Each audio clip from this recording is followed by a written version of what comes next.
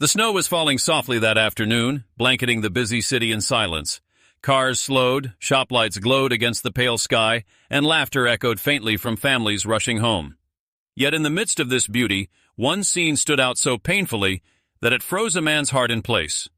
On a wooden bench near the edge of the shopping district, a young woman sat motionless, her coat thin against the bitter cold. A baby slept in her arms, wrapped tightly in a worn blanket, while her hair gathered flecks of snow. Her face was pale, weary, as though life itself had drained her spirit.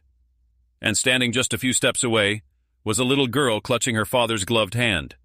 She looked up with wide, innocent eyes and whispered the words that would change everything. "Daddy, why is she sleeping here?" The man who heard those words was Marcus Sullivan, a wealthy entrepreneur known across the city for his booming real estate empire. Behind his polished suits and confident smile was a father still learning how to raise his daughter alone. His wife had passed away 3 years earlier in a sudden accident, leaving him with Sophie, the little girl now tugging at his hand. Since then, Marcus had poured all his energy into two things: his business and his daughter. Yet, even with all his resources, he struggled to balance both, often feeling like he was barely holding on. Sophie, however, had a heart as pure as snow. She noticed things her father sometimes overlooked. While Marcus focused on meetings and phone calls, she saw the quiet suffering of strangers. That day, as they walked through the snowy streets after a holiday outing, it was Sophie who first spotted the young woman on the bench. Marcus crouched down, his expensive coat brushing the icy ground, and looked closer at the woman. Her lips were slightly blue, her hands trembling even in sleep. The baby shifted, letting out a small whimper before nestling deeper into her arms. For a brief moment, Marcus felt something stir inside him, a memory of nights when Sophie was just a newborn. Looking at this stranger, Marcus realized she was facing all of that, but alone and in the cold. He could have walked away. Many others had. People passed by with a quick glance, some with pity, others with indifference. But Sophie's little voice echoed in his ears again, fragile and insistent. "Daddy, why is she sleeping here?" So he didn't walk away. He gently shook the woman awake.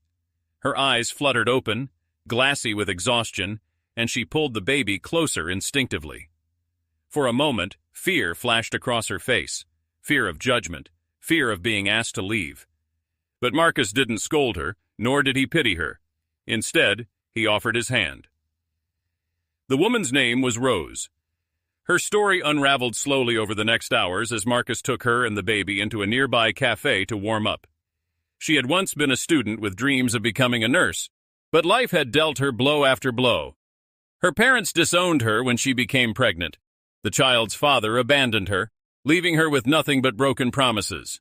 Jobs were scarce, and with no one to turn to, she ended up moving from shelter to shelter until there was nowhere else left to go. Marcus listened, each word weighing heavily on his chest. He had built skyscrapers and closed million-dollar deals, yet in all his success, he had never felt the raw courage it must have taken for Rose to survive each day.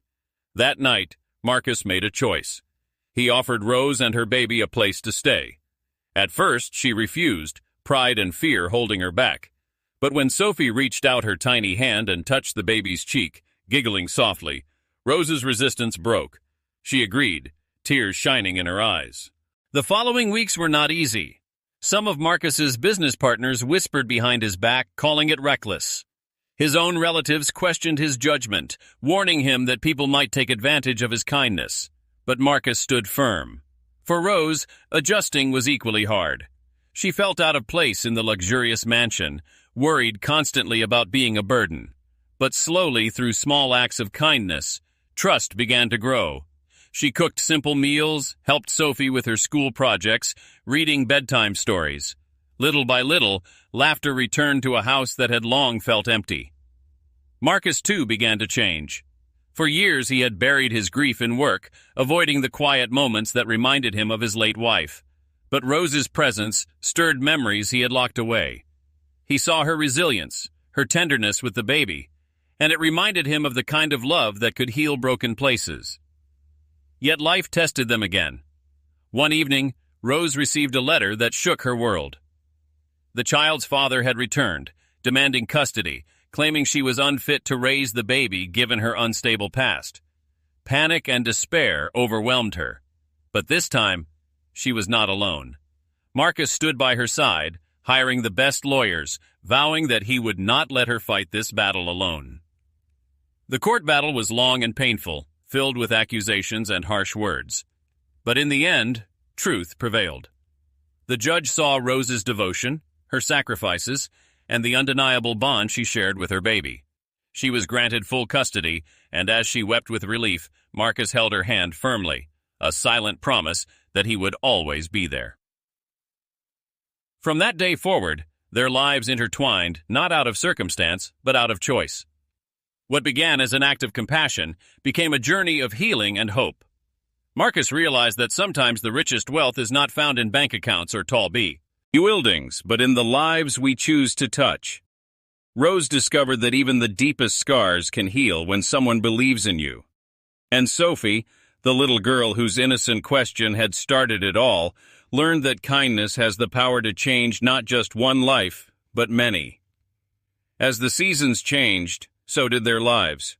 Marcus was no longer just a successful businessman. He was a man who had chosen love over indifference, family over pride. Rose was no longer just a struggling mother. She was a woman who had been given the chance to rise, to dream again. And Sophie, with her gentle heart, was the bridge that had brought them together. Sometimes the smallest voices ask the biggest questions. Sometimes a single act of kindness can rewrite the future. And sometimes all it takes to change the course of a life is to stop, listen, and choose not to walk away.